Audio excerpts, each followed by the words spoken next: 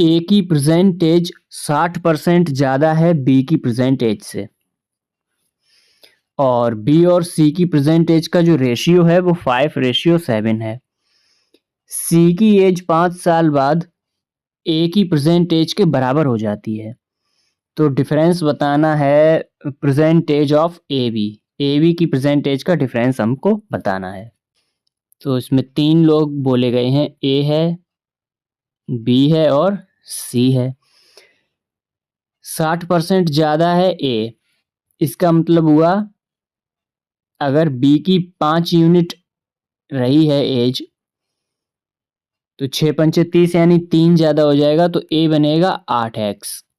Okay, सी के बारे में क्या बोला है अब बोला है कि बी और सी की जो एज है प्रेजेंट एज वो 5 और 7 की है। बी ऑलरेडी 5 है यानी 5 5 बराबर है, तो सी डायरेक्टली 7 यूनिट हो जाएगा। अब बोला गया है जो सी 5 साल बाद है यानी कि 7x + 5 है, वो बराबर हो रहा है प्रेजेंट एज ऑफ ए यानी 8x के। तो यहाँ से हमको दिख रहा है कि x की जो वैल्यू आ रही है वो 5 आ रही है।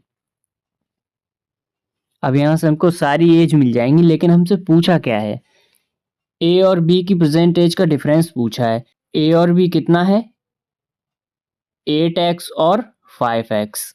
8 में 5 माइनस होंगे, बचेगा 3x। 3x की वैल्यू हमें बतानी है, x की वैल्यू 5 है। इसका मतलब है आंसर आएगा 15 ईयर। 15 साल का डिफरेंस है दोनों के बीच में। आगे बढ़ते हैं। नेक्स्ट क्वेश्चन आपके सामने है, ए अकेला किसी काम को 12 दिन में कर सकता है। अगर ए बी की हेल्प लेने लगा तो वो काम पूरा कर पाएगा 60/7 दिनों में। बी और सी की जो एफिशिएंसी है उसका रेशियो है 2:3। बताना ये है कि पूरे काम का 50% करने में सी कितना टाइम लेगा। देखिए लोग कौन कौन है, ए बी और सी भी है। अच्छा, यहाँ पर टाइम लिखेंगे हम, ये होगा टोटल वर्क और ये होगी एफिशिएंसी। ए ले रहा है 12 दिन, बी अकेला नहीं पता हमें, लेकिन ये पता है कि बी और ए मिलकर इस काम को 60/7 दिनों में कर रहे हैं। तो टोटल वर्क हमने मान लिया 60 रहता है, क्योंकि 12 और 60 का एलसीएम कितना आता है, 60। टोटल वर्क हमने मान लिया 60 है। इस हिसाब से ए की एफिशिएंसी 5 बनेगी, ए प्लस बी की बनेगी 7। अगर ए की एफिशिएंसी 5 है, ए प्लस बी 7 है, तो बी की कितनी बन जाएगी, 2 बन जाएगी। मैंने 7 को ही 2 बना दिया, समझ गए होंगे आप। अब यहाँ से देखिए दिया है क्वेश्चन में बी और सी की एफिशिएंसी का रेशियो 2 और 3 है, यानी बी 2 यूनिट दिया है, तो सी कितने यूनिट बनेगा, डायरेक्ट 3 यूनिट बन जाएगा। तो इंडिविजुअल एफिशिएंसी हमें मिल चुकी हैं। हमसे बोला है कि जो ये काम टोटल है इसका 50% यानी इसका आधा काम सी अकेला कितने दिनों में करेगा। तो ये डायरेक्ट हमें दिख रहा है 10 डेज में। आंसर आएगा 10 डेज। इस तरीके से इसको हम करेंगे। आगे बढ़ते हैं नेक्स्ट क्वेश्चन पर।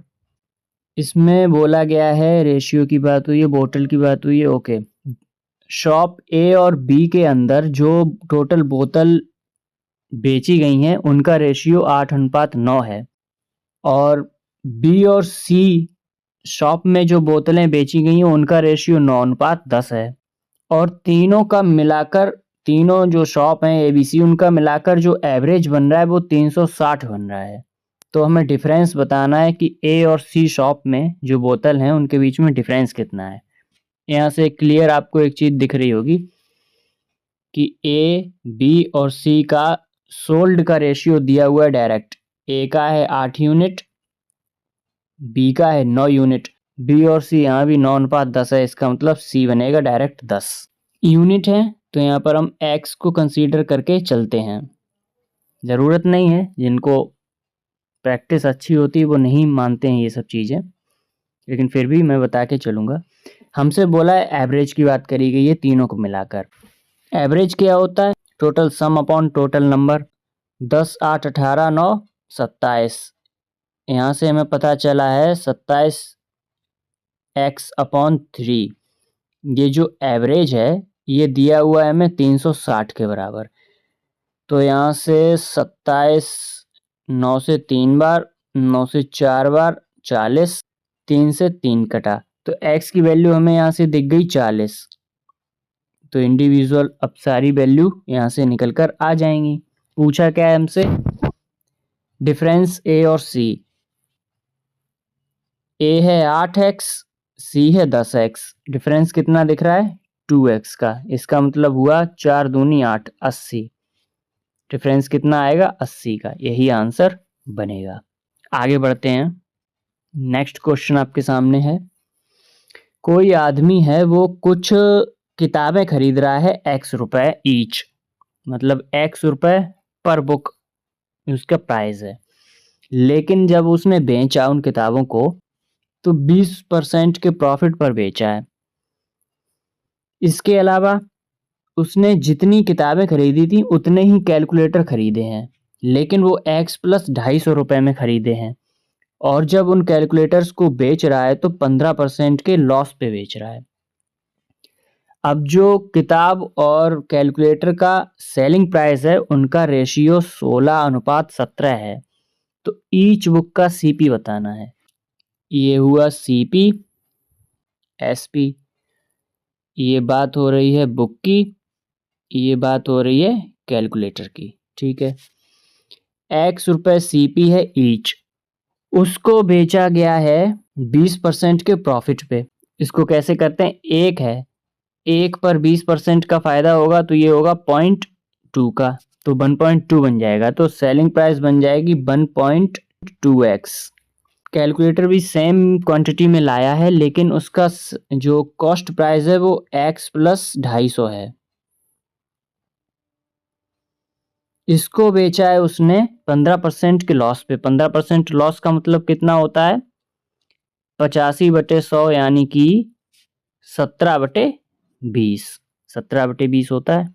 इसका मतलब हुआ x प्लस 250 रुपए में मल्टीप्लाई 17/20।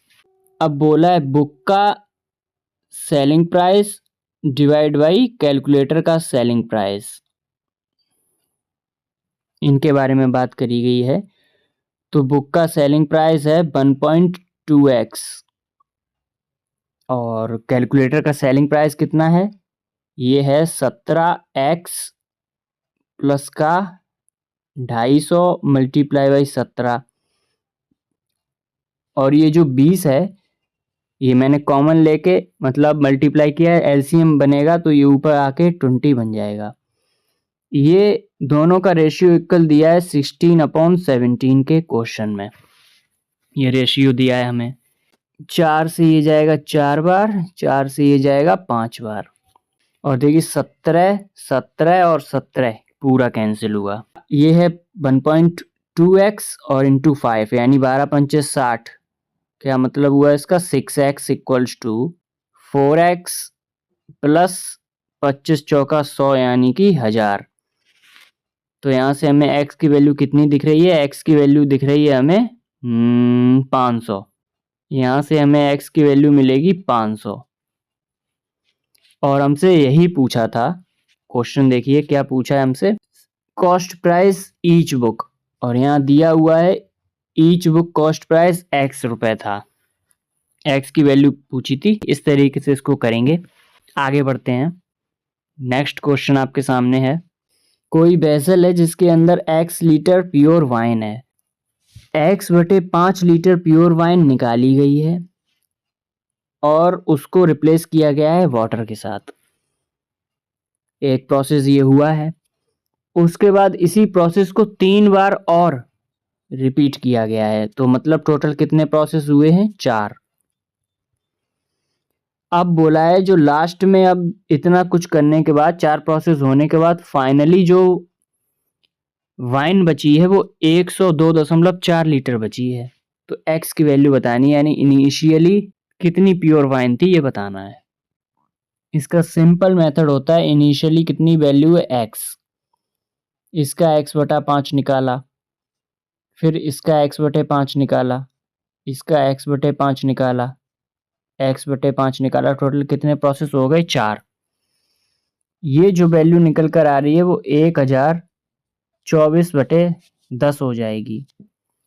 यहाँ आपको देखने को मिलेगा ये x की पावर 5/5 की पावर 4 इक्वल्स टू क्या बनेगा? अगर ये किसी को याद हो तो ये वैल्यू किसकी होती है? 32 के स्क्वायर की, मतलब 32 इंटू 32। इसको क्या लिख सकते हैं? 16 इंटू 2 इंटू 16 इंटू 2। फर्दर अगर इसको तोड़ते हैं तो ये बनेगा 2 2 ज़ा 4, यानी 4 की पावर 2, 4 की पावर 2, 4 की पावर 1, कुल मिलाकर 4 की पावर 5 बनेगा ये। इसका मतलब है ये बनेगा 4 की पावर 5/10। यहाँ से इसको सॉल्व करते हैं अगर, तो x की पावर 5 इक्वल्स टू 4 की पावर 5 मल्टीप्लाई बाई 5 की पावर 4 कितना होता है? 625। 10 का भाग था तो 62.5 हो जाएगा। बचपन में आपने पढ़ा होगा कि जब पावर इक्वल्स हो जाती हैं तो बेस इक्वल हो जाते हैं, तो वही यहाँ पर हो रहा है कि x बराबर हो जाएगा 4 इंटू 62.5। तो ये x बराबर कितना हो जाएगा? 6 चौक 24 यानी 240 और 25 चौका 100 यानी 10, तो 240 और 10 250। x की वैल्यू आएगी 250, ये लीटर थी। तो जो शुरुआत में प्योर वाइन थी वो कितनी थी? 250 लीटर। बाकी आपको जैसे इसका मेथड आता हो आप ऐसे लगा सकते हैं, मैं ऐसे लगाता हूँ। आगे बढ़ते हैं। नेक्स्ट क्वेश्चन आपके सामने है, ट्रेन ए और ट्रेन बी की स्पीड का रेशियो दिया है 5:6। ट्रेन जो ए है वो किसी ब्रिज जिसकी लेंथ 250 मीटर है उसको क्रॉस करने में 18 सेकंड ले रही है, और जो ट्रेन बी है वो उसी सेम ब्रिज को यानी 250 मीटर के ब्रिज को क्रॉस करने में 17 सेकंड ले रही है। ट्रेन ए की स्पीड हमें बतानी है। कब? जब ट्रेन ए की लेंथ 60 मीटर कम हो ट्रेन बी की लेंथ से।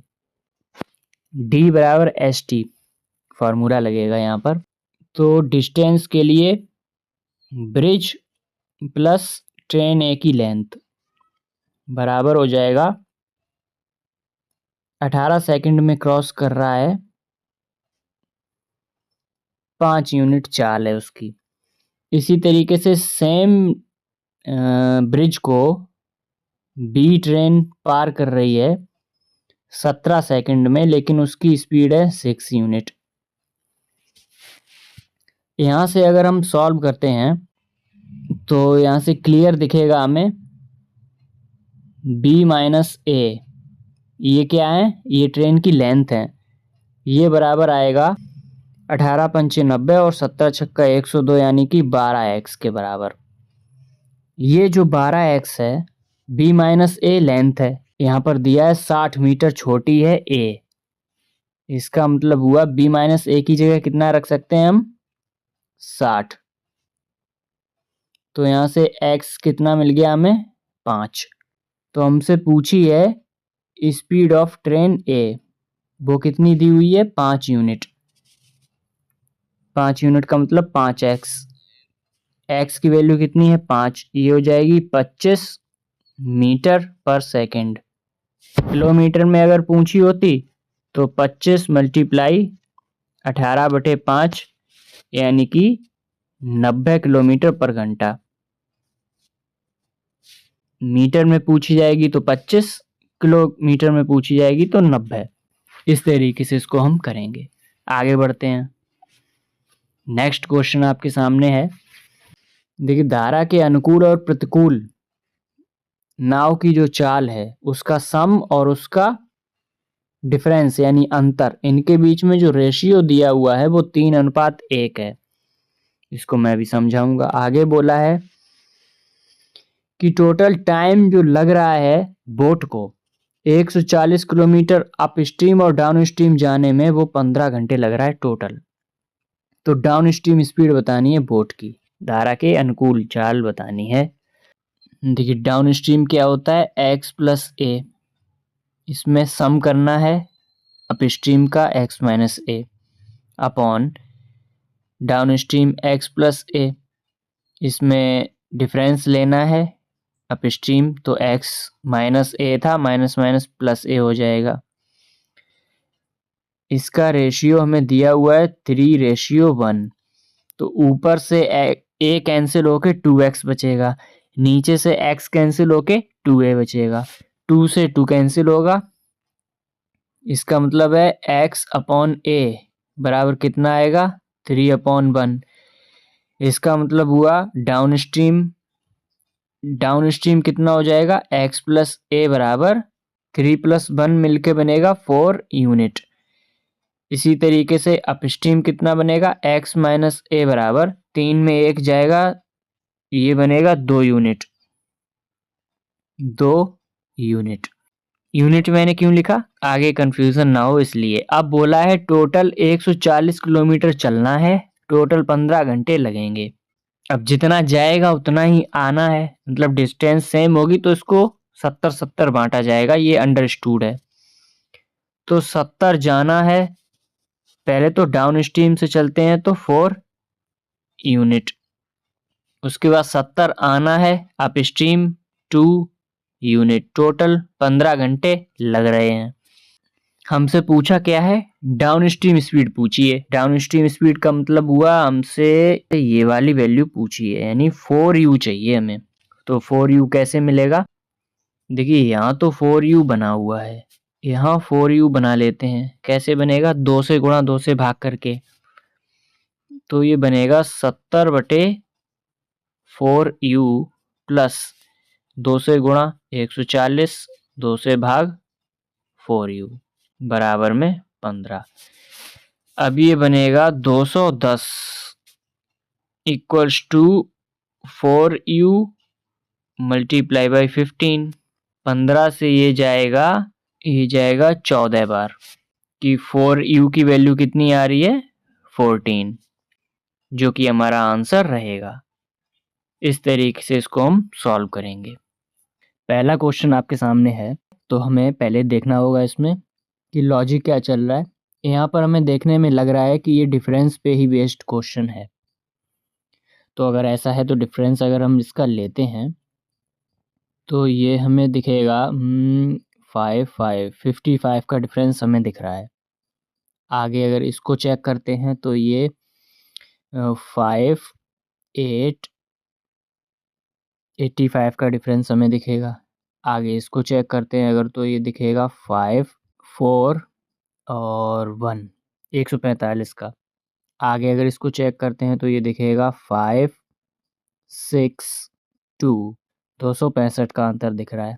आगे चेक अगर करते हैं तो ये दिखेगा 0, 1 एंड 5।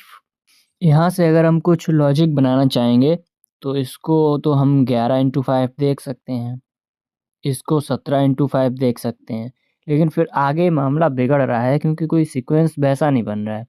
मान लीजिए इसको भी हम करेंगे तो ये 29 × 5 के समथिंग बनेगा, तो अब 17 को 29 से कैसे लिंक करेंगे, तो ये लॉजिक समझ में नहीं आया।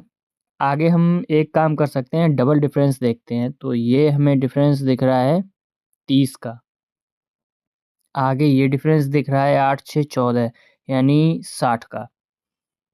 आगे ये डिफरेंस देखते हैं तो ये दिखेगा 0, 2, 1, 120 का। तो कुछ क्लिक हुआ दिमाग में। इसको डिफरेंस देखते हैं तो ये बनेगा 5, 4 एंड 2, 245 का। यहाँ से हमें एक चीज़ समझ में आई कि ये इसका डबल है और 120 60 का डबल है, लेकिन 120 का डबल होना चाहिए था 240।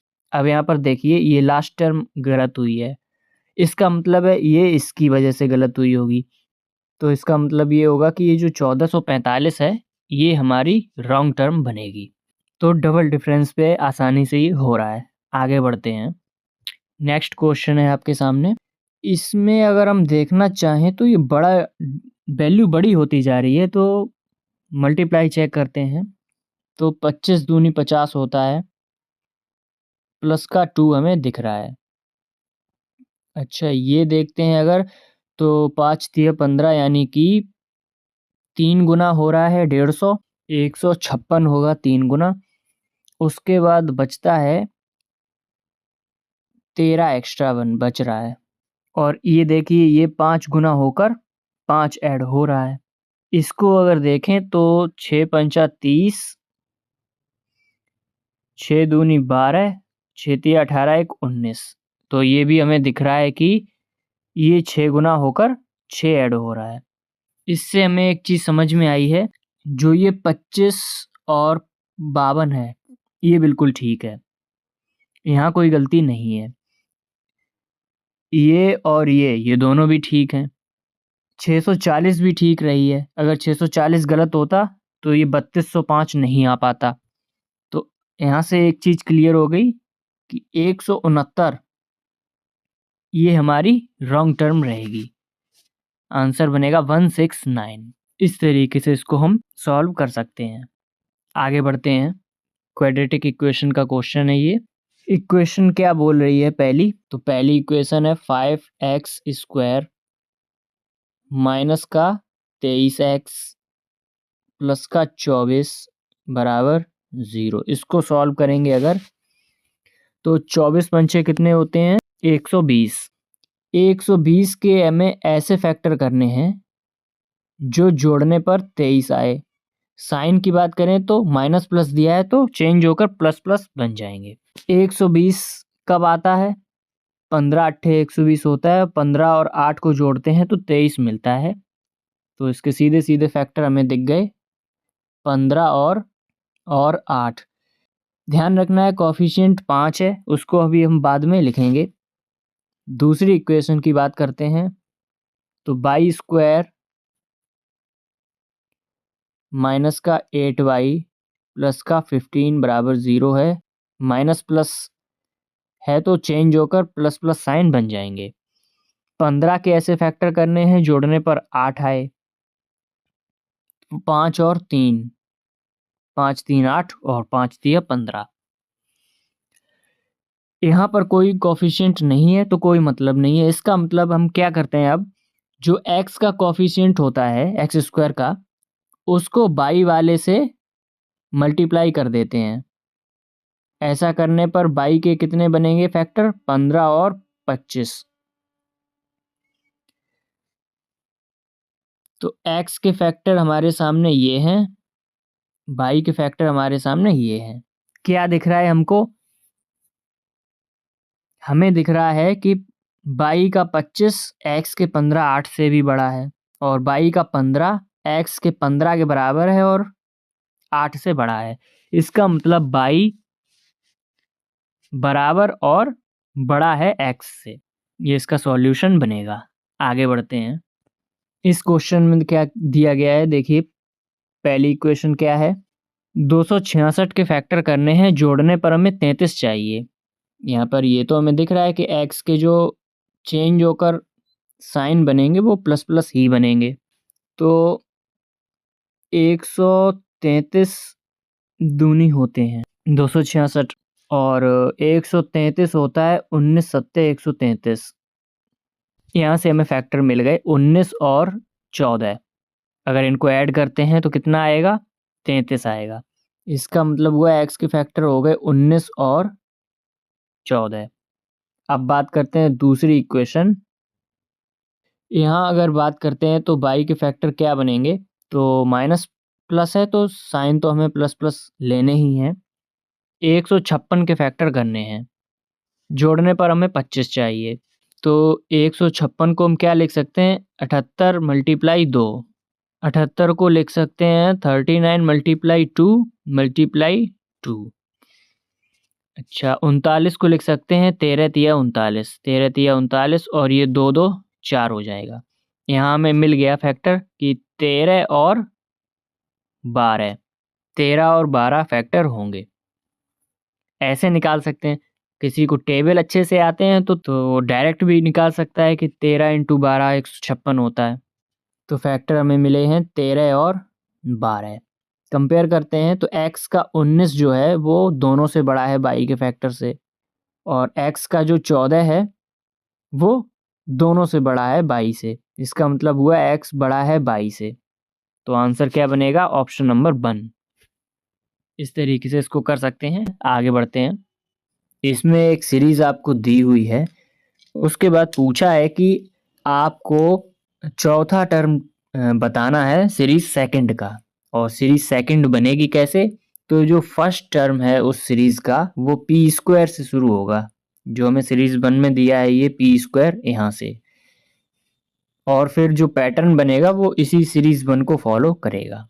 तो सबसे पहले तो इस सीरीज 1 को हम डिकोड करते हैं कि क्या है।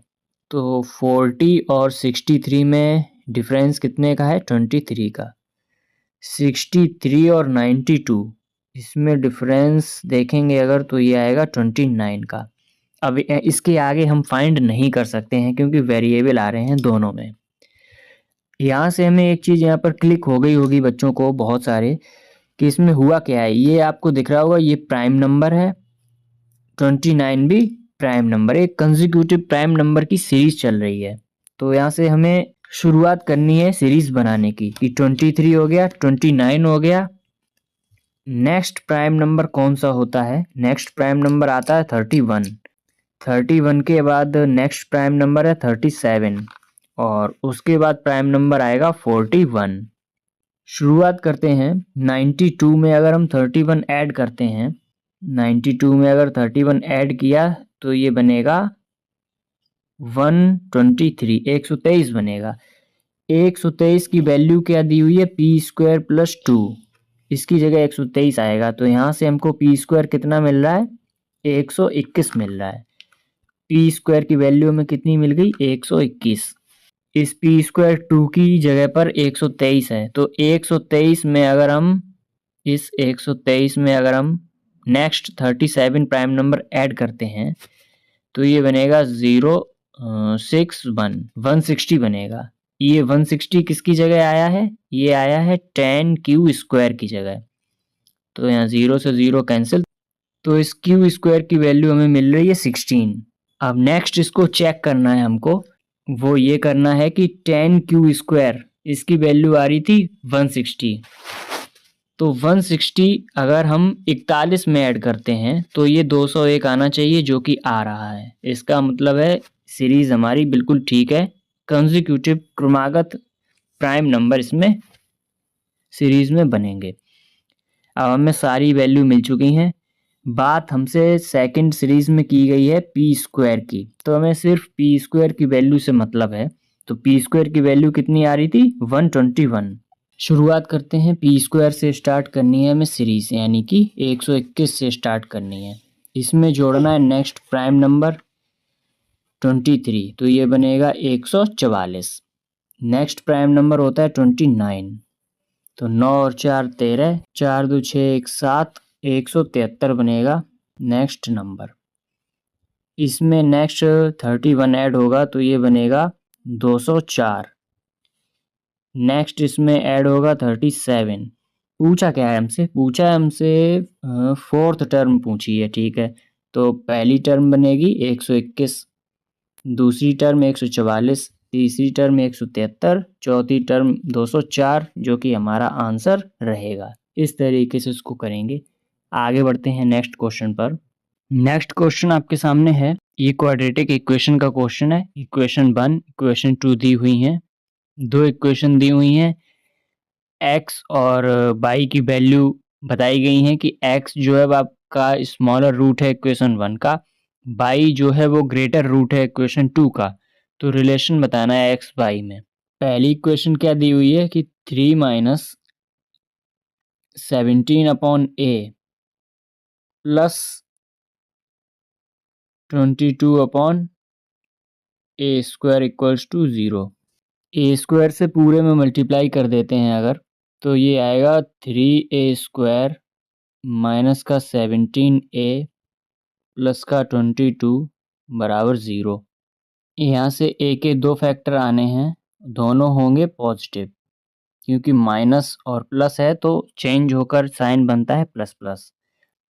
3 इंटू 22 66। 66 के ऐसे फैक्टर करने हैं, जोड़ने पर 17 आए तो 11 इंटू 6 होता है, तो 11 और 6 और कोफिशिएंट ए स्क्वायर का 3 है तो उससे डिवाइड करना नहीं भूलना है, यानी कि अप्रॉक्स 3 पॉइंट कुछ आएगा और एक आएगा 2। ये दो ए के फैक्टर आ गए।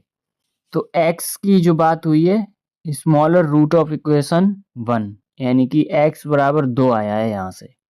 a के फैक्टर हमें मिल चुके हैं। इक्वेशन 2 की बात करते हैं अगर, तो वो दी हुई है b प्लस 1/5 का होल स्क्वायर इक्वल्स टू, इसको अगर हम सिंप्लीफाई करते हैं तो 25 से कम 25 11 36, 36 बटा 25 आएगी, तो ये हो जाएगा 36 बटा 25। यहाँ से एक चीज़ ये दिखी कि अगर यहाँ से स्क्वायर हटेगा तो यहाँ रूट आएगा और प्लस माइनस दो वैल्यू आएंगी, यहाँ से एक पॉजिटिव एक नेगेटिव। तो b बराबर हमें क्या दिखेगा, अगर हम पहले प्लस लेते हैं मतलब पॉजिटिव वैल्यू लेते हैं तो ये हो जाएगा 6/5 माइनस 1/5 बराबर 1। ये हो गया पॉजिटिव वैल्यू लेने पर। अगर हम माइनस में लेते हैं तो b क्या बनेगा, माइनस का 6/5 माइनस का 1/5 बराबर का बनेगा ये माइनस का 7/5। तो b की दो वैल्यू कौन सी आई, एक आई है और माइनस 7/5 आई। ऐसे इसका आंसर क्या आएगा, यहाँ से बाई बराबर 1 हो जाएगा।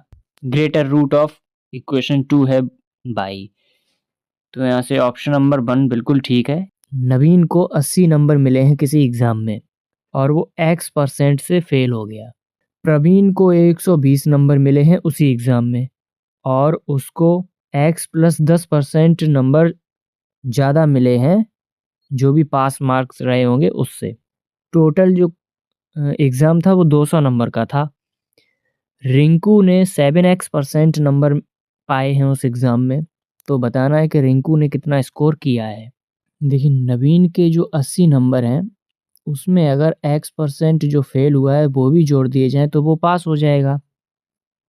इसी तरीके से जो प्रवीण है उसके 120 नंबर आ रहे हैं लेकिन वो पासिंग मार्क्स से x प्लस 10% ज़्यादा हैं, तो इसमें से अगर माइनस कर देते हैं x प्लस 10% को तो इस तरीके से ये पासिंग मार्क्स दोनों इक्वल हो जाएंगे। अब यहाँ पर हमें समझ में आएगा x और x 2x हो जाएगा, 2x% प्लस का 10% इक्वल्स टू हो जाएगा 40, x% प्लस 5% इक्वल्स टू हो जाएगा 20। अब यहाँ देखिए 200 नंबर का टोटल पेपर है, उसमें से 5% ये रहा। 200 का 5% कितना होता है, 10 होता है, तो यहाँ पर x% कितना आ जाएगा निकल कर, 10 नंबर बन जाएंगे। अब ये नंबर बन जाएंगे और नंबर में नंबर माइनस हो सकता है, तो ये आ जाएगा 10। x% की वैल्यू कितनी आ जाएगी, 10। बस यहीं से हमारा क्वेश्चन सॉल्व हो गया क्योंकि x की वैल्यू ही चाहिए थी। रिंकू की बात करनी है कि रिंकू को कितने नंबर मिले हैं। रिंकू को 7x% मिल रहे हैं, x 10 है तो 7x कितना हो जाएगा, 70। 70 नंबर मिल रहे हैं रिंकू को 200 में से, तो रिंकू के कितने नंबर आए हैं, तो परसेंटेज निकालने के लिए 100 से मल्टीप्लाई किया तो ये आएगा 35%। इसका मतलब है रिंकू के नंबर आए हैं, रिंकू के नंबर आए हैं 35%, यही आंसर बनेगा। वैसे भी यहाँ स्कोर पूछा गया था तो 70 नंबर आए हैं रिंकू के, अगर परसेंटेज की बात थी तो 35% नंबर आए हैं। आई होप समझ में आया होगा आपको। आगे बढ़ते हैं। नेक्स्ट क्वेश्चन है, अमन कोई किसी काम का 75% 45 दिनों में कर लेता है। प्रथम उसी काम को 120 दिनों में करता है। अमन और प्रथम ने साथ में काम करना शुरू किया है और 15 दिन बाद दोनों छोड़कर चले गए। बचा हुआ काम जो है वो शालू और दीप्ति ने 45 दिनों में किया है। दीप्ति के बारे में बोला है, दीप्ति 50% जो काम है वो 72 दिनों में कर लेती है। ये दीप्ति की एफिशिएंसी है। तो यही बताना है कि शालू कितने दिनों में पूरा काम कर लेगी। अमन, उसके बाद प्रथम, उसके बाद कौन है, दीप्ति और लास्ट में शालू। 4 लोग हैं। 75% का मतलब होता है 3/4। 3/4 काम अगर 45 दिनों में होगा तो पूरा काम कितने दिनों में होगा? 3 से ये जाएगा 15, यानी 15 चौकू 60। पूरा काम 60 दिनों में करेगा अमन। प्रथम के बारे में बोला है कि वो 120 दिन लेता है, तो प्रथम 120 दिन। दीप्ति के बारे में क्या बोला है कि वो अकेले आधा काम 72 दिनों में करती है, तो पूरा काम 144 दिनों में हो जाएगा सीधा सीधा। शालू के बारे में हमें पता नहीं है, बस यही वैल्यू हमको चाहिए। 60, 120 और 144, इनके अगर एलसीएम की बात की जाए तो 144 है, 12 के टेबल में ये सब आते हैं, तो 144 है, तो ये लास्ट में हमें 0 बनाना पड़ेगा, तो 5 से अगर मल्टीप्लाई करते हैं तो 144, 5, 14 पंचे 70 और 20, 720। ये हो गया है टोटल काम, टोटल वर्क। एफिशिएंसी की बात करें तो अब अमन की कितनी बन जाएगी? तो ये 12 बनेगी। प्रथम की अगर बात करते हैं तो ये 6 बनेगी। दीप्ति की अगर बात करते हैं तो ये बनेगी 5। अमन और प्रथम मिलकर काम कर रहे हैं, 12 6 18 है एफिशिएंसी। टोटल 15 दिनों तक इन्होंने काम किया है, फिर छोड़ के चले गए। तो ये कितना काम कर गए? 18 पंचे 90 और 18 एकम 18, ये कर गए हैं 270 काम। अब देखिए 720 टोटल काम था, उसमें से 270 काम हो चुका है। कितना बचा है? 0, 5, 4, 450 काम बचा हुआ है यूनिट। अब ये बोला गया था कि जो ये 450 यूनिट जो बचा हुआ रिमेनिंग काम है, यहाँ पर लिखा हुआ है रिमेनिंग काम सालू और दीप्ति 45 दिनों में करते हैं, यानी कि ये काम 45 दिनों में हो रहा है, तो टोटल 10 दिन लग रहे हैं। ये देखिए कौन कौन लगा है यहाँ पर काम में? शालू और दीप्ति। दीप्ति का हमें पता है कि उसकी एफिशिएंसी 5 रही है। अगर दीप्ति की एफिशिएंसी 5 रही है तो 10 में से 5 हो जाएगी दीप्ति की, तो शालू की कितनी हो जाएगी? शालू की भी 5 एफिशिएंसी हो जाएगी। तो अब यहाँ आ जाइए, शालू की एफिशिएंसी अगर 5 रही है तो शालू को टाइम कितना लगेगा? 144 दिन का ही टाइम लगेगा शालू को भी। बस यही इस तरीके से इसको सॉल्व करना था। आई होप समझ में आया होगा। दोबारा समझाऊंगा तो वीडियो लंबी हो जाएगी। नेक्स्ट क्वेश्चन आपके सामने है, कोई कंटेनर है जिसके अंदर x प्लस 100 लीटर हनी है और x लीटर वाटर है।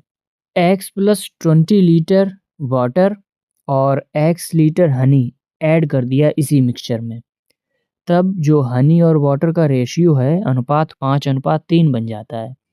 तो इनिशियल क्वांटिटी हनी की बतानी है। हनी एंड वाटर दो चीज़ें हैं। x plus 100 litre Honey starting में था और x लीटर वाटर था स्टार्टिंग में। क्या किया गया है कि इसमें x प्लस 20 लीटर वाटर मिलाया गया है और x लीटर हनी मिला दिया, तब ये वैल्यू जो है उसका रेशियो बन जाता है 5:3 बन गया इसका। इसको सॉल्व करेंगे तो 2x है, यानी कि 3 दूनी 6x प्लस का 300 बराबर 2x यहाँ है तो 10x प्लस का 100, ये बनेगा 4x बराबर 200।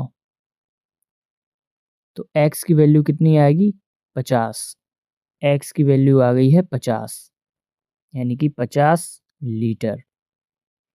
पूछा है हमसे इनिशियल क्वांटिटी ऑफ हनी, तो हनी जो है वो इनिशियल कितना था? x plus 100। x कितना है हमारा? x निकल के आया था 50 और ये है 100, तो इनिशियल में हनी की टोटल क्वांटिटी कितनी थी? 150 लीटर। इस तरीके से इस क्वेश्चन को हम सॉल्व करेंगे। 150 लीटर इजी क्वेश्चन था। आगे बढ़ते हैं। नेक्स्ट क्वेश्चन है, 720 ml का कोई सॉल्यूशन है जिसके अंदर शुगर और वाटर मिलाया गया है 7:2 के अनुपात में। कोई दूसरा 800 ml का सॉल्यूशन है शुगर और वाटर का जो 1:7 के अनुपात में है। इन दोनों तरीके के जो सॉल्यूशन है इन्हें मिला के आपस में एक तीसरा बनाया गया होगा। अब बोला है कि अब जो नया सॉल्यूशन बना है तीसरा सॉल्यूशन उसके अंदर से 20% सॉल्यूशन हमने बाहर निकाल लिया। 20% निकाल लिया है बाहर। अब बोला गया है कि इस सॉल्यूशन में कुछ शुगर मिलाई है हमने। कितनी शुगर मिलाई है? वो शुगर है 20% किसका? जो शुगर इनिशियल फर्स्ट सॉल्यूशन के अंदर थी उसका 20% शुगर जो है वो हमने मिला दी और 32 ml पानी भी ऐड कर दिया। हमें ये बताना है कि जो अब जो फाइनल मिक्सचर बन रहा है इसके अंदर जो पानी है वो शुगर से कितना ज़्यादा या कम है पानी शुगर से। अच्छा खासा लैंग्वेज बेस्ड क्वेश्चन है। देखिए शुगर और वाटर की बात हो रही है। पहला सॉल्यूशन, दूसरा सॉल्यूशन और तीसरा सॉल्यूशन तीनों के बारे में हम लिख लेते हैं। पहले सॉल्यूशन में 7:2 का अनुपात है यानी 7:2:9। टोटल 9 यूनिट है। 9 यूनिट की वैल्यू 720 है तो 1 यूनिट की वैल्यू कितनी हो जाएगी? 80। तो शुगर हो जाएगी 8 सत्ते 56 यानी कि 560 ml और 8 दूनी 16 160 ml हो जाएगा वाटर। ये हो गया पहली सॉल्यूशन की बात। दूसरे में 800 ml है जो कि 1:7 के अनुपात में है यानी 7 1 8। 8 यूनिट की वैल्यू 800 ml है। 1 यूनिट की वैल्यू हो जाएगी 100।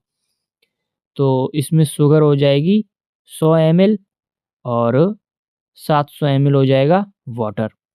अब हमने इसको मिला दिया है तो तीसरा क्या बन जाएगा? तीसरा जो मिक्सचर बनेगा, सॉल्यूशन बनेगा वो 660 अनुपात 860 का बनेगा। ये सब रियल वैल्यू हैं।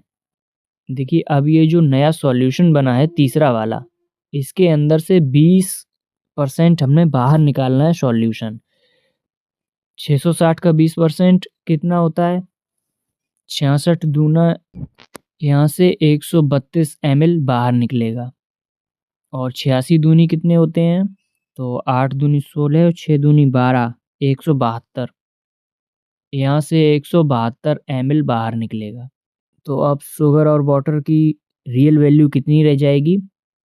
शुगर रह जाएगी 660 में 132 माइनस करेंगे तो ये होगी 8, 2 और 5, 528 ml।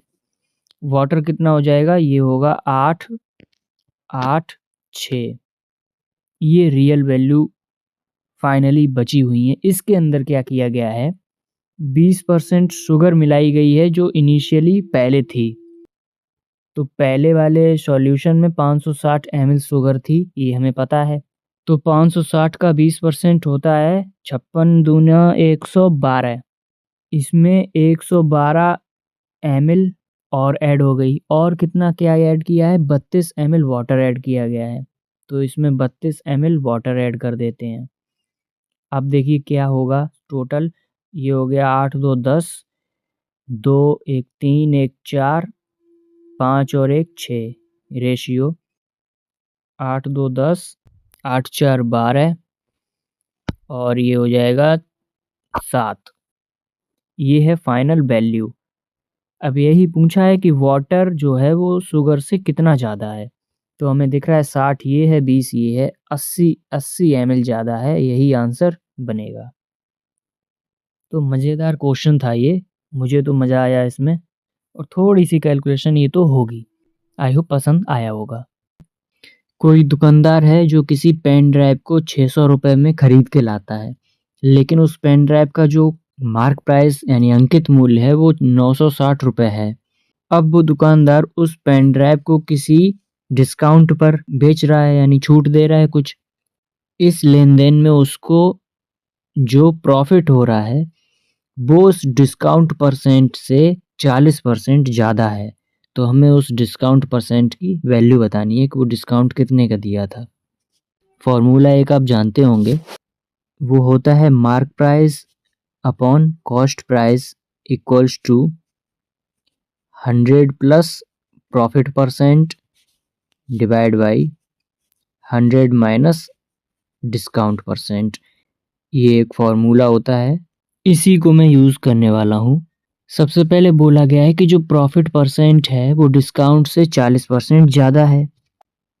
40% का मतलब कितना होता है? वो होता है 2/5।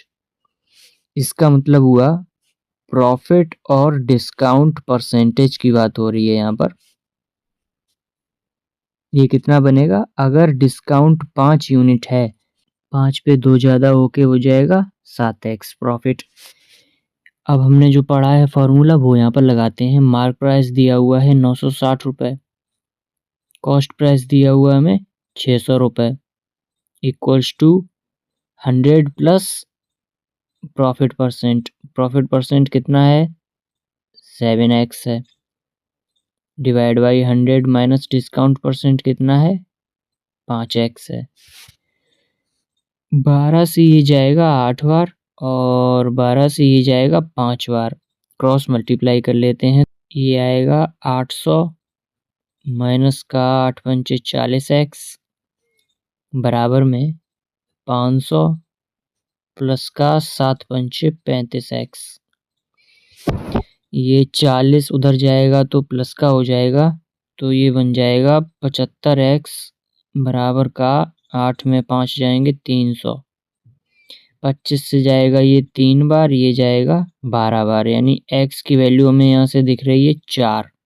x की वैल्यू कितनी आई? 4। बस हमसे यही पूछा था कि डिस्काउंट परसेंट कितना है, तो ये हमें दिख रहा है कि ये रहा डिस्काउंट परसेंट।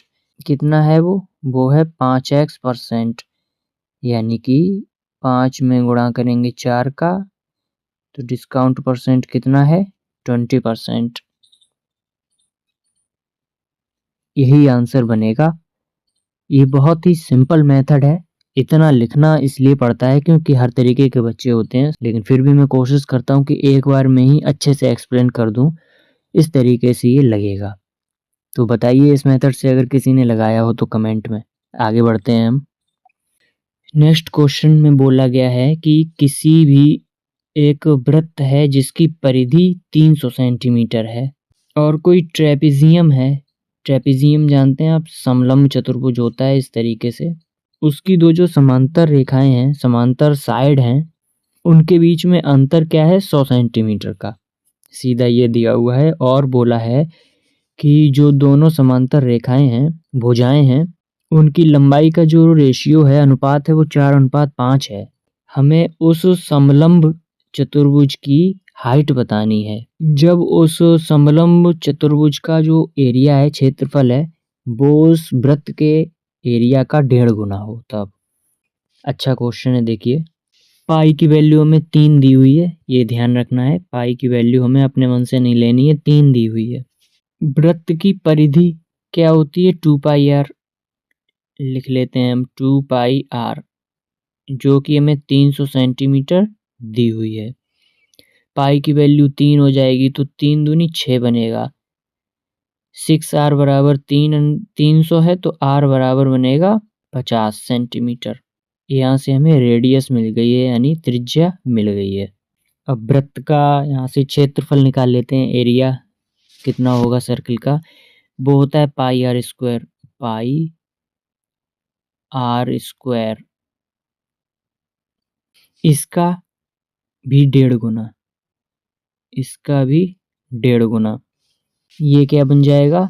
ट्रेपेजियम का क्षेत्रफल, क्योंकि हमें लास्ट लाइन में बोला गया था।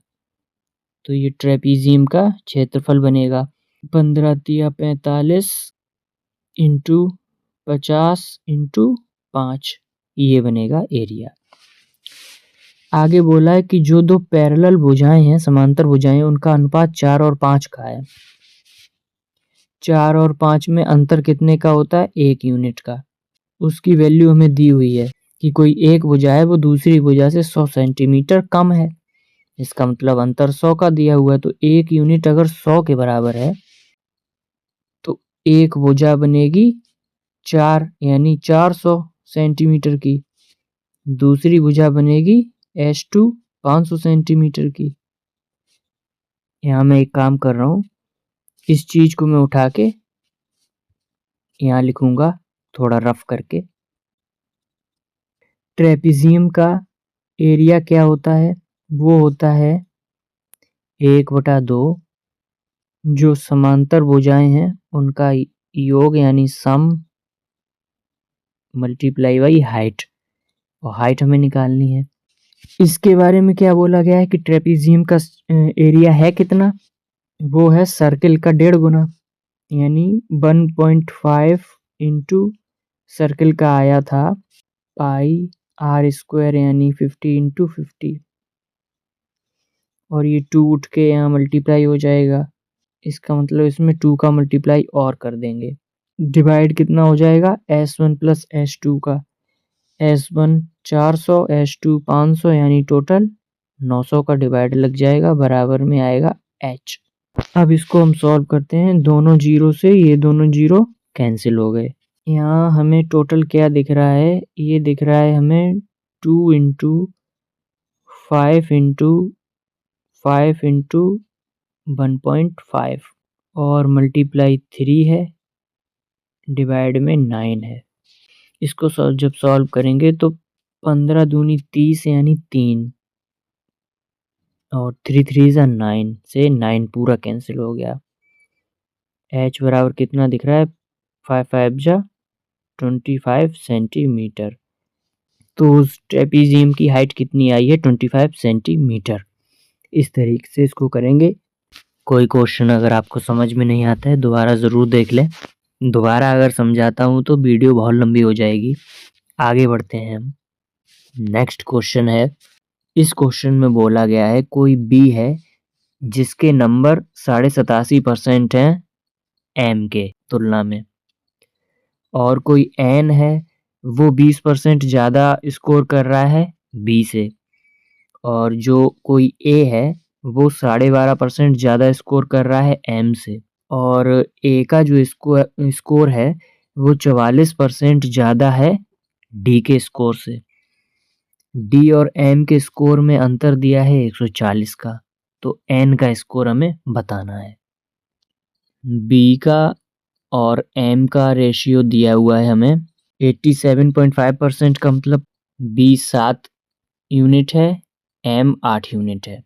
उसके बाद बोला गया है बी जो है उसका एन के साथ रेशियो क्या दिया है? 20% ज़्यादा है एन बी से। अगर बी 5 यूनिट रहा होगा तो 20% ज़्यादा का मतलब हो गया एन हो गया 6 यूनिट। आगे बोला गया है ए और एम के बारे में। क्या बोला है? ए 12.5% ज़्यादा है एम से, तो एम अगर 8 यूनिट है तो ए बन जाएगा 9 यूनिट। इसी तरीके से ए और डी के बारे में क्या बोला गया है? ए जो है 44% ज़्यादा है डी से, तो डी अगर 25 है तो ए बन जाएगा 36। ये समझ गए होंगे आप। 44% को मैंने लिखा है 2 से काट कर 22/50 यानी कि 11/25, तो 25 में 11 जुड़ के 36 बन गया ए। अब यहाँ रेशियो को सेटिस्फाई करना है हमें, और कुछ नहीं है। यहाँ पर ए कितना है? 36 है, तो यहाँ 36 बना लेते हैं ए को, तो यहाँ मल्टीप्लाई हो जाएगा 4 से। अब हम लिख के ही चलते हैं पूरा। ए कौन कौन है? बी है, ए है, बी है, डी है, एम है और एन है। टोटल 5 लोग हैं। तो ए हमने देख लिया, ए 36 है। इस हिसाब से बी कितना बन जाएगा? बी कैसे बनेगा? तो देखिए एम बन जाएगा 8 चौका 32, एम बन गया 32 यूनिट। एम अगर 32 बन गया तो यहाँ आते हैं, एम 32 बनेगा यानी 4 से मल्टीप्लाई है, तो बी बनेगा 7 चौक 28, बी बन गया 28 यूनिट। डी कितना है? डी है 25 यूनिट। बी अब 28 हो गया है, तो अब ऊपर क्वेश्चन में चलते हैं। बोला गया है क्योंकि बी और एन ही रह गए हैं, वही लाइन बोली भी गई है, इसीलिए दी हुई है कि जो बी है उससे 20% ज़्यादा है एन, तो 28 का 20% ज़्यादा करना है, तो 28 दूनी 56 होता है, यानी 5.6 जुड़ेंगे 28 में 5.6 और जुड़ेंगे तो 28 4 32 33 33.6 हो जाएगा एन, ये हो गया सेटिस्फाई पूरा। अब देखिए क्या दिया हुआ है, डिफरेंस दिया है डी और एम के बीच में 140। डी और एम के बीच में हमें दिख रहा है डिफरेंस ये 7 का। इस 7 यूनिट की वैल्यू हमें दी हुई है 140। इसका मतलब 1 यूनिट की वैल्यू कितनी हो गई, 20। अगर 1 यूनिट की वैल्यू 20 हो गई तो पूछा क्या है हमें, एन का स्कोर पूछा है, यानी एन इतना हुआ है, इसमें 20 का मल्टीप्लाई और हो जाएगा, तो ये कितना आएगा निकल कर, ये आएगा 3 दूनी 6, 600 और 36 दूनी 72, 672 आ जाएगा। ये आ गई एन का, ये एन का स्कोर आ गया। इस तरीके से इसको करेंगे। आई होप समझ में आया होगा। देखिए किसी भी क्वेश्चन में अगर मेरी तरफ से कोई गलती होती है तो आप उसको ज़रूर बताएं, क्योंकि अगर मैं यहाँ चेक भी करता चलूँगा कि मैं कहाँ गलती कर रहा हूँ तो वीडियो इतनी लंबी हो जाएगी, आप भी परेशान हो जाएंगे, टाइम वेस्ट होगा। हम आगे बढ़ते हैं। अब इस क्वेश्चन में बोला गया है कोई सम है जो अमाउंट बन रहा है 7,776 रुपये, 20% की दर है 2 साल के लिए। अगर ये कंपाउंडेड एनुअली किया जाता है, मतलब कंपाउंड इंटरेस्ट की बात है। अगर वही सम 10% की दर से कंपाउंड इंटरेस्ट पर लगाया जाता है 2 साल के लिए, यानी सेम टाइम पीरियड है, और उस सम का 3 गुना 7% की दर से 5 साल के लिए सिंपल इंटरेस्ट पर दिया जाता है, तो उन इंटरेस्ट का टोटल कितना हो जाएगा।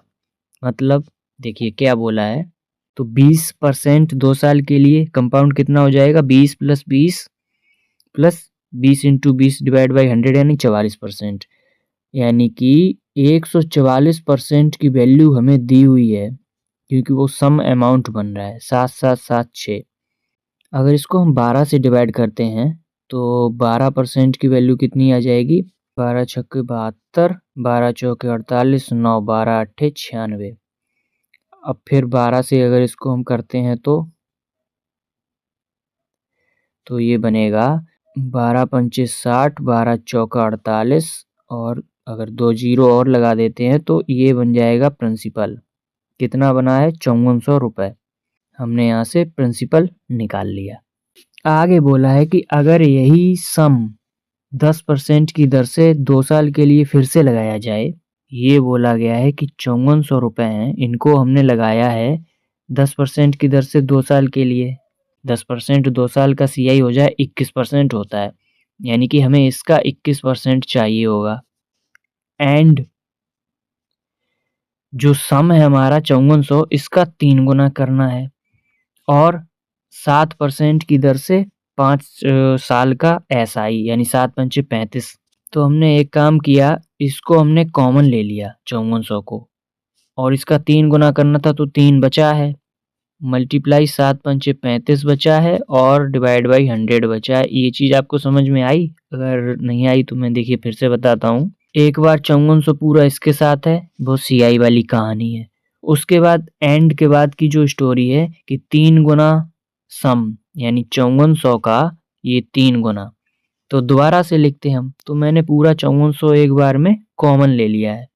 अब इसको सॉल्व करेंगे जब हम, तो 5400 मल्टीप्लाई, देखिए डिवाइड में 100 तो रहेगा ही, 21 ऊपर ये है, और 35 में 3 का मल्टीप्लाई करते हैं तो ये बनता है 105। 105 में 21 जोड़ेंगे तो ये आएगा 126।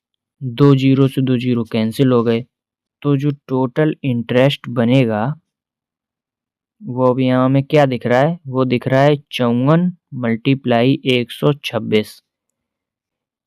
एक बार 54 को मल्टीप्लाई करना है 100 से, तो वो कितना बन जाएगा, 5400।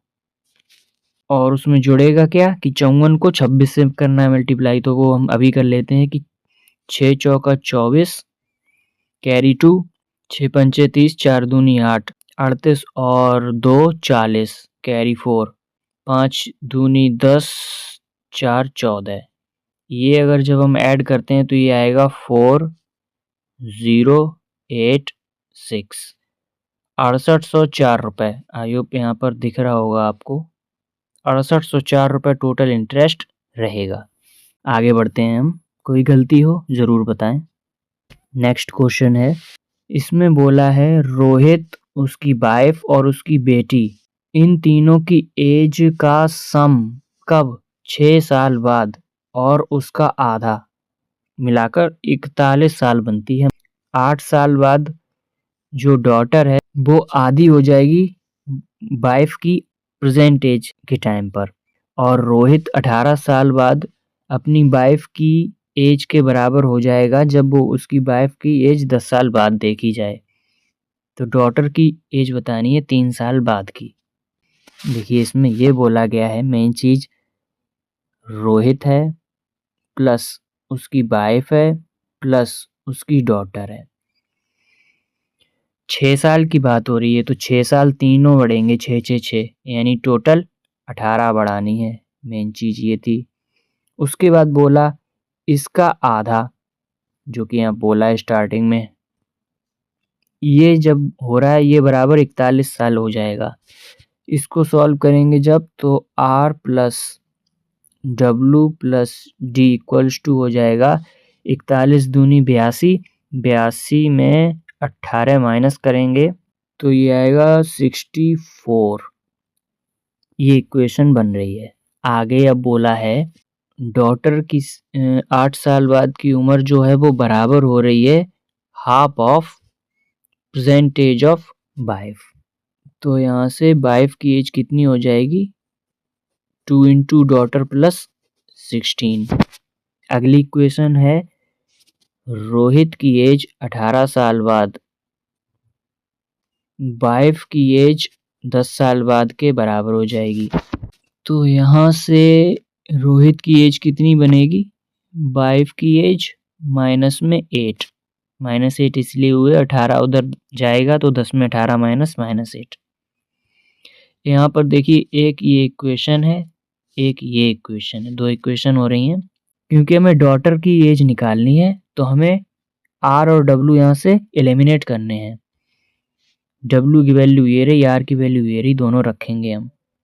अगर हम रखते हैं आर की वैल्यू तो ये आएगा W minus 8 plus W plus D equals to 64। W W 2W हो गए। 2W कैसे होगा अब हम निकालेंगे, यहाँ पर 2 से मल्टीप्लाई कर देंगे तो 2W की वैल्यू बन जाएगी 4D प्लस का 32 प्लस का D माइनस का 8 इक्वल्स टू 64। यहाँ से 5D की वैल्यू कितनी दिखेगी हमें? 32 में 8 जाएगा तो बचेगा 24, 24 64 में माइनस हो जाएगा जाकर तो ये आएगा 40। तो यहाँ से डॉटर की एज हमें कितनी दिख रही है? 8 साल की है डॉटर। कब है? प्रेजेंट में। हमसे पूछा है कि डॉटर 3 साल बाद कितनी हो जाएगी? 8 3 11 साल की। इस तरीके से इस सवाल को हम लगाएंगे। लैंग्वेज पकड़ना बहुत ज़रूरी है मेंस में। आगे बढ़ते हैं हम। इस क्वेश्चन में क्या बोला है? 3 दोस्त हैं ए बी सी जो इन्वेस्ट कर रहे हैं 6 9 और 8 के अनुपात में। 1 साल बाद क्या करता है? ए अपनी इन्वेस्टमेंट को 25% से बढ़ा देता है। आफ्टर 2 ईयर 2 साल बाद क्या हुआ? इन्वेस्टमेंट बी और सी का, मतलब बी का बन गया 2 गुना और सी का हो गया 1.5 गुना अपनी इनिशियल इन्वेस्टमेंट का। प्रॉफिट हो रहा है 7,650 रुपये का, जो तीनों में बांटा जाएगा 3 साल बाद। तो बी का हमें अमाउंट बताना है कितना मिलेगा बी को। तो यहाँ पर 3 प्राणी हैं, ए है, बी है और सी है। ए ने क्या किया है कि 6 रुपये लगाए हैं, 1 साल तक लगे रहे 6 रुपये। उसके बाद क्या किया है? 1 साल बाद उसने 25% इंक्रीज कर दिया। 25% का मतलब होता है 1/4 यानी कि अब 4 से 5 हो गया। अब 6 का 5/4 हो गया और ये लगा है 2 साल के लिए। टोटल 3 साल का इसका हिसाब किताब हो गया। अब आते हैं बी के पास। बी ने लगाए हैं 9 रुपये, लेकिन उसने पहली साल कुछ नहीं किया। यहाँ बोला गया है आफ्टर 2 ईयर, यानी 2 साल बाद उसने कुछ भी किया है वो किया, यानी 9 रुपये 2 साल तक लगे रहे। उसके बाद बी ने क्या किया, बी का हुआ है ट्वाइस, यानी कि अब 9 से 18 इन्वेस्टमेंट हो गई, लेकिन 1 साल बची है केवल, तो 3 साल इसका हो गया। सी ने क्या किया, 8 रुपए लगाए थे, इसने भी शुरू में 2 साल तक लगाए रखे, उसके बाद इसका 1.5 गुना हो गया, तो 15 अट्ठे 120, यानी कि अब 12 हो गया, वो 1 साल तक लगा रहा, इसका भी 3 साल का हिसाब हो गया। अब हम क्या करते हैं, इसको सिंप्लीफाई करते हैं, तो ये 6 दूनी 12 होता है, 4 से जाएगा 3 बार, तो ऊपर बचा है 6 और 5 दिए 15, तो 15 6 21 यूनिट। 9 दूनी 18 और 18, यानी 18 18 36 यूनिट। 8 दूनी 16 और 12 28 यूनिट। टोटल कितना हो गया, ये पूछा क्या हमसे, बी का पूछा है, यानी कि 36 की वैल्यू पूछी है आउट ऑफ 8 से 14 1 15 और 4 2 6 2 8 85 मल्टीप्लाई टोटल कितना है, डिस्ट्रीब्यूट किया जा रहा है 7650। इसको सॉल्व करना है हमें, ये पूछा गया है बी के लिए। 17 पंचे 85, 17 चौका 68, 17 पंचे 85 और ये 5 से ये जाएगा 90 बार। हमें करना है 36 में 90 का मल्टीप्लाई। बी का जो अमाउंट रिसीव कर रहा है वो कर रहा है 0 6 नेम 54 9 3 27 और 5 32, 3240 रुपये उसका अमाउंट रिसीव कर रहा है वो बी। इस तरीके से इसको हम करेंगे। आई होप समझ में आया होगा, कोई गलती हो कमेंट में ज़रूर बताएं। ऑल द बेस्ट आपके एग्ज़ाम के लिए, ध्यान रखें अपना, अच्छे से एग्ज़ाम देने जाएं। बाय।